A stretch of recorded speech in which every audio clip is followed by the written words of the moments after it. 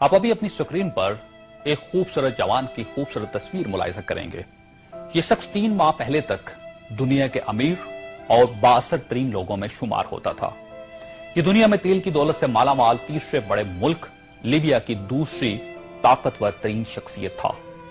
یہ کس قدر امیر اور بااثر شخص تھا، اس کا اندازہ آپ 2-3 مثالوں سے لگا لیجئے۔ یہ لندن میں تھا، اسے شمالی لندن کا ایک گھر پسند آ گیا۔ اس نے وہیں کھڑے کھڑے یہ گھر 1 کروڑ پاؤنڈز میں خرید لیا۔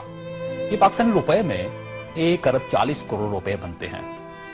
اس نے 2009 میں مانٹی کارلو میں اپنی 37ویں سالگرہ منائی۔ یہ دنیا کی مہنگی ترین سالگرہ تھی، جس میں روس کے المونیم ٹائکون اولیگ ٹیریپاسکا، سونے کی کانوں کے مالک پیٹر منک اور مناکو کے شہزادے البرٹ سمیت دنیا بھر کی مشہور شخصیات نے شرکت کی۔ یہ پینٹنگ خریدنے کا شوقین تھا۔ اس کے پاس اربوں ڈالر کے شاہپارے تھے اور یہ تمام شاہپارے اس کے محلات میں لگے تھے۔ اسے 2006 میں اسرائیلی اداکارہ اورلی وینسمین اچھی لگ گئی تو اس نے اس کے گرد دولت کے انبار لگا دیے۔ چنانچہ یہ اس کی گرل فرینڈ بن گئی اور یہ دنیا کی مہنگی ترین گرل فرینڈ تھی۔ برطانوی وزیر اعظم ٹونی بلیئر اسے اپنا ذاتی دوست کہتا تھا اور اس پر 10 ڈاؤننگ سٹریٹ کے دروازے ہر وقت کھلے رہتے تھے۔ برطانوی شاہی خاندان نے اسے کئی بار بکنگم پیلس اور ونڈسر کاسل میں لنچ اور ڈنر دیے تھے۔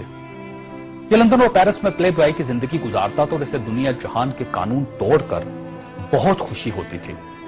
اس نے ایک بار پیرس کی شانزلیزے پر 120 کلومیٹر کی رفتار سے گاڑی چلا کر پوری یورپی دنیا کو حیران کر دیا اور پیرس کی سٹی حکومت کوشش کے باوجود اس کا چالان نہ کر سکی۔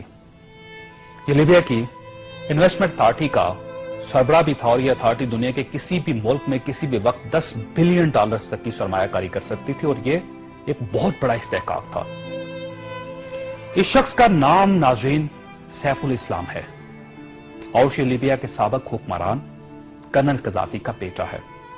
سیف الاسلام کرنل قذافی کا وارث اور ولی عہد بھی تھا اور اسے دنیا کا اس کے بارے میں خیال تھا کہ یہ کرنل قذافی کے بعد لیبیا کا حکمران ہوگا۔ یہ اس قدر بااثر تھا کہ کرنل قذافی کو نیوکلیر پروگرام ترک کرنے پر بھی اسی نے قائل کیا تھا۔ اس نے بلغاریہ کے اس میڈیکل گروپ کو چھڑوانے میں بھی بڑی مدد کی تھی جس پر بچوں کو ایڈز کے ٹیکے لگانے کا الزام تھا۔ بلر نائٹ کلب اور لاکھ روپی دھماکے کے متاثرین کو معاوضہ بھی اسی کے حکم سے جاری ہوا تھا۔ اب میں آپ کو اس کی تازہ ترین تصویریں دکھانا چاہتا ہوں۔ یہ سیف الاسلام 3 ماہ پہلے لیبیا کے چھوٹے سے قصبے اباری میں چھپ گیا۔ یہ 2 دن پہلے 19 نومبر کو قصبے کے ایک ایسے کمرے سے برآمد ہوا جس میں باتھ روم تک نہیں تھا اور یہ بدبودار پرانے کمبل میں لپٹا تھا۔ اس کی انگلیوں پر پلستر چڑھا ہوا تھا اور یہ پلستر بھی اس نے خود چڑھایا تھا کیونکہ اسے ڈاکٹر تک کی سہولت حاصل نہیں تھی۔ یہ سیف الاسلام اس وقت لیبیا کی موجودہ حکومت کے قبضے میں ہے اور پوری دنیا میں کوئی شخص اس شخص کو پناہ دینے کے لیے تیار نہیں جو 3 ماہ پہلے تک ملکہ برطانیہ کا شاہی مہمان بنتا تھا اور ٹونی بلیئر اسے مائی فرینڈ کہتا تھا اور پیرس کی کمپنیاں اس کے لیے خصوصی خوشبو ایجاد کرتی تھی۔ یہ ہے سوال اور یہ تصویر دنیا کے ان تمام حکمرانوں اور ان کے خاندانوں کے لیے عبرت کا سبق ہے جو اقتدار کو سب کچھ سمجھ لیتے ہیں اور جو اس زوم میں مبتلا ہو جاتے ہیں کہ ان کے اقتدار کا درخت ہمیشہ سبز رہے گا۔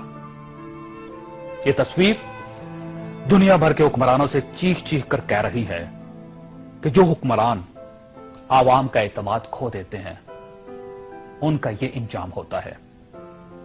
انہیں بدبودار کمبل بھی پناہ نہیں